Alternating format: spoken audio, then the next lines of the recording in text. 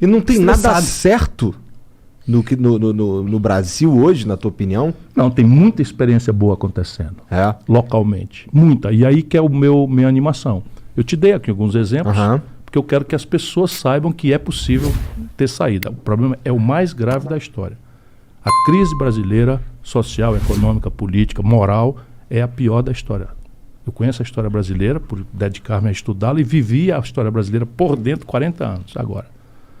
Eu era jovem deputado no Tancredo Neves, que veio para redemocratizar o Brasil. Então eu conheço muito esses personagens todos.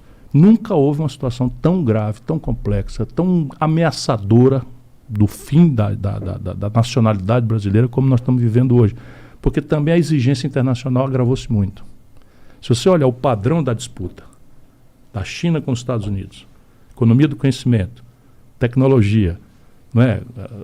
A ferramentaria militar sendo comprada pelos governos para disseminar tecnologia civil. A internet, onde nós estamos, foi criada pelo governo americano a pretexto militar. O celular foi criado pelos norte-americanos a pretexto militar. Tudo pago com dinheiro público. Agora bota a China uma sonda, um robô. Eu estou te dizendo, eu fico com muita raiva. Em 1980, o Brasil era 8 Chinas, sob o ponto de vista de modernidade industrial. Ontem. A China está com um robô mandando fotografia em Marte. E nós aqui estamos precisando importar máscara de proteção da China. Estamos no 40º lugar do mundo, 42º lugar do mundo, 78º do mundo em vacina, porque fomos para o fim da fila, porque 120 anos atrás o Brasil sabia fazer vacina, desaprendeu. Bolsonaro está gravando tudo isso, mas não foi ele, não. Isso foram os 30 anos de desmonte. Em 1980, 1/3 da riqueza do Brasil era indústria. Por que a indústria caiu tanto assim? Câmbio, juro. Deixa eu explicar para as pessoas. A indústria brasileira nasceu dentro de uma compreensão que não é mais praticável. Qual era a substituição de importações? Então é o seguinte, a gente queria ter... Vou pegar aqui uma coisa rudimentar verdadeira. Né? O Brasil tinha pá, picareta, facão, foice, artesanais. Se você quisesse pegar uma faca mais moderna, uma foice mais moderna, uma enxada mais moderna, era importado do estrangeiro. Então, o que fizeram os revolucionários de 30? Fizeram um mapa. Tudo que o Brasil importa do estrangeiro, em grande volume, é uma pista por onde eu vou fazer nascer uma indústria nacional brasileira. Pode crer, faz sentido. Era a substituição de importação é o nome. Então pegaram pá, picareta, enxada, não sei o que e tal, e aí pegaram a ferramentaria que o Estado pode fazer. Crédito, renúncia fiscal, subsídio, a compra governamental, toda a ferramentaria que o Estado pode ter, fizeram um mapa com todas essas coisas e passaram a financiar isso. Nasceu a indústria brasileira. Então, o Vale do Rio Doce, a Companhia Siderúrgica Nacional, a Petróleo Brás, a Eletricidade Brás. Né? Então, foi nascendo e tal. Qual era o defeito deste modelo que só se revela depois? Os defeitos deles eram 2. Primeiro, tecnologia naquela época. Era muito lenta a sucessão da tecnologia. Então eu podia perfeitamente imitar uma tecnologia holandesa, alemã... Que só ia mudar daqui 10 anos. Daqui 15 anos. Então eu ficava mais ou menos em empate com eles, né, durante 10 anos e dava a sensação de que eu estava ali, up to date, né, estava da mesma, contemporâneo do último estágio de domínio tecnológico. E de repente há um choque de velocidade na tecnologia. Isso, e nós tínhamos uma ditadura. Olha o mal da falta de debate político. Fecha. Tu vai pegar uma... O mal da falta do debate político. Nós tínhamos uma ditadura quando isso começou. Acelerou a tecnologia. Qual era o outro defeito? O conflito político e econômico de gerar o dinheiro para pagar isso foi tangenciado. Por quê? Trata-se do mesmo conflito contemporâneo. Cobrar de quem pode pagar mais para financiar as políticas que interessam estrategicamente ao conjunto da nação. Os poderosos não deixam fazer. E na época, o que eles fizeram? Olha, eu tenho aqui um atalho. Eu vou financiar isso não com esse conflito político de cobrar mais e tal, até porque era uma base capitalista rural, capitais baixos, era a oligarquia do café, da cana-de-açúcar, semi-escravista e tal, que depois substitui escravo por migrante, italiano, japonês, enfim, esse grande estado de São Paulo, e o Brasil, e o Rio Grande do Sul, e Minas, etc. Então eu vou fazer um puxadinho. Qual é o puxadinho? Eu vou tomar dinheiro emprestado. Era louco isso? Não, não era. Por quê? Porque o dinheiro emprestado, nessa época, durante 30, 40 anos, era um dinheiro de muito longo prazo e muito barato. Tudo isso está explicado aqui. Né? Então, danaram a tomar dinheiro emprestado barato, prazo longo e juro baixo, e abrir Brás. E as infraestruturas para isso. Isso produziu o Brasil moderno. Né? Eu estudei. Eu vi num lugar que a indústria crescia assim 20% ao ano. 20, 25%. O Brasil cresceu 7% em média durante meio século. E chegou a crescer 15% no único ano, sendo que a indústria puxava isso a 25%, 22%, 20%. Brasil grande.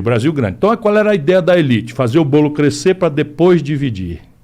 É o país que mais cresceu e ignorou a ignorância. Por exemplo, não fizemos uma aposta em capital humano, porque a centralidade da tecnologia não era... Nós trazíamos a tecnologia de fora. A gente não precisava ter produção intelectual de tecnologia aqui. Foi um erro. Foi um erro. Precisava, mas a gente... Foi um erro. Mas no momento, para a estratégia naquela data era possível, perfeitamente. Então, era imitar, copiar, colar, não sei o quê, papapá e tal. Quando chega em 1980, no simbólico, essas duas pernas morrem. O juro barato, puf, explode, 79. Bau! No juro que era de 3%, passou para 30%. Todos os países do mundo que dependiam de capital dos outros quebraram. E o Brasil vitalmente quebrou para nunca mais se achar. Entendi. Essa é a primeira perna que quebra. E a segunda é a tecnologia. Eu agora não posso mais ter o tempo da substituição de importações, de replicar, porque o brasileiro está sabendo do último estágio e quer ele. Eu não posso mais ter... O Collor assume, diz assim, os carros brasileiros são uma carroça. Vai no Google. Aí abre a economia para importação, o resultado, um carro produzido aqui de São Paulo, 80% dos componentes vem de fora. E aí o seguinte, em 80 era 30%, um terço da riqueza do Brasil era indústria, que paga os melhores salários, que aposta em tecnologia, que exporta valor agregado, etc, etc. Hoje é 9%.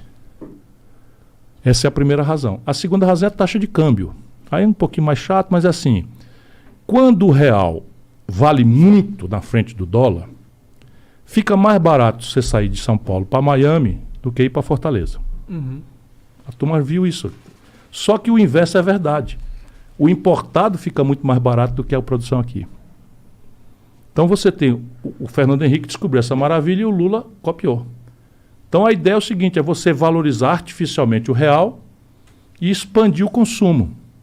E esse consumo se expande importando. Qual é o limite? O financiamento em dólar dessa compra do estrangeiro.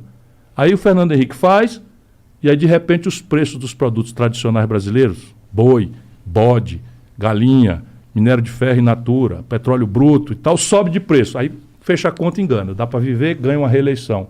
Aí tumba, quebra. Quebramos em 99. Aí como é que um país quebra? Ele não fecha, não bota uma placa... Acabamos. A moeda desvaloriza. Vupo. E aí a inflação come aquela renda que o povo tinha. Porque o dólar, na hora que sobe o dólar, a carestia vem porque você não compra pão, mas compra... Porque você não compra dólar, mas compra pão. Sim, e o pão? E pão é trigo, e trigo é dólar. Sim. É uma turma boa. Isso aí já todo mundo está sabendo. Os remédios, tudo dólar. O eletroeletrônico, tudo dólar. Os games, tudo dólar. Então subir o dólar, vai subir tudo. O dentista, a consulta. Não precisa subir a consulta. Precisa por quê? Porque a broca, a anestesia, o foco cirúrgico, tudo de fora. As pós-graduações? Tudo estrangeiro, tudo de fora. Então o cara tem que cobrar em dólar. Então a economia está indexada a dólar e tal. E aí o povo empobrece e fica puto. Aí nunca mais o PSDB ganha uma eleição nacional. Dá passagem ao Lula, novidade, não sei o que e tal. O Lula faz o quê? A mesma coisa. Como é que o Lula não quebra o Brasil? 130 dólares um barril de petróleo. Preço de commodity lá fora. 190 dólares uma tonelada de minério de ferro. Aí o Lula vende minério de ferro, petróleo, não sei o que, vai para lá fora e paga a conta da farra, do consumo, que fica o cara popular pra cacete. Tal. De repente, pobre pode andar de avião. Sim. E eles dão um valor danado, picanha, cerveja. Fora o crédito, né? Expandiu o crédito de 15% para 55% do PIB. E tudo bem, vamos lá, vamos consumir, mas e a produção? Definhando, porque o que facilita a compra destrói a competitividade da produção. Então, eu aumento a minha importação. Não quebro porque, nesse momento, os meus preços tradicionais, o bode brasileiro, a galinha e tal, Tá bombando lá fora. Aí vem uma crise, 2008, aí para a China, bumba. Aí os preços, pumba, cai. $130 o barril de petróleo, $110 desce para 30.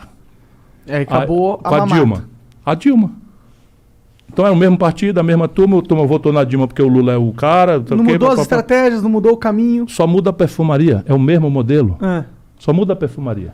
A única coisa que mudou é que... Aí o filme da Dilma foi igual, quebrou o país igualzinho o Fernando Henrique. O câmbio desvalorizou pesadamente, aí todo mundo, pô, seu estelionato eleitoral, me enganaram.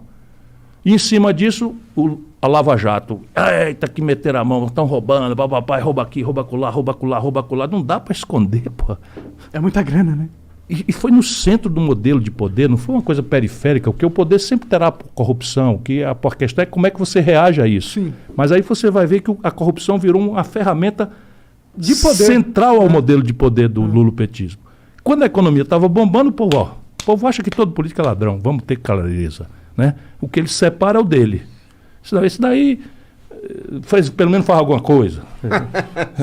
Isso é a psicologia de um povo machucado. Não é verdade. Inclusive, isso só ajuda os bandidos. Sim. Porque se você generaliza, fica muito bom para o político corrupto, porque eu, por exemplo, não sou.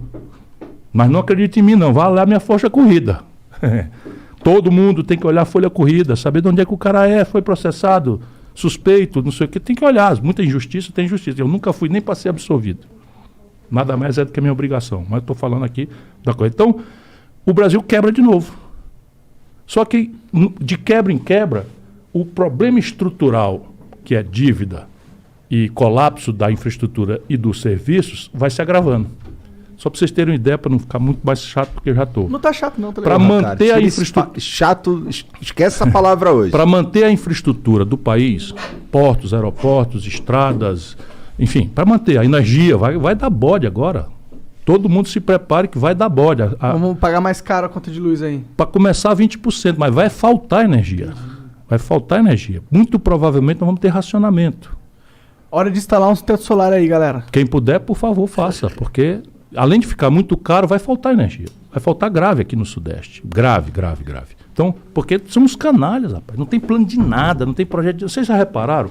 Esqueça se você é a favor ou contra a privatização. Esqueça, por favor. Mas vocês repararam que faz 50 anos que a turma fez um monte de coisa e faz 30 anos que a turma só vende e não faz nada no lugar. Esqueça se isso é bom ou ruim. Mas fizeram a Petrobras, fizeram a Eletrobras, fizeram a Telebrás, fizeram a estrada, fizeram não sei o que e tal. Nunca mais fizeram nada e só vendem.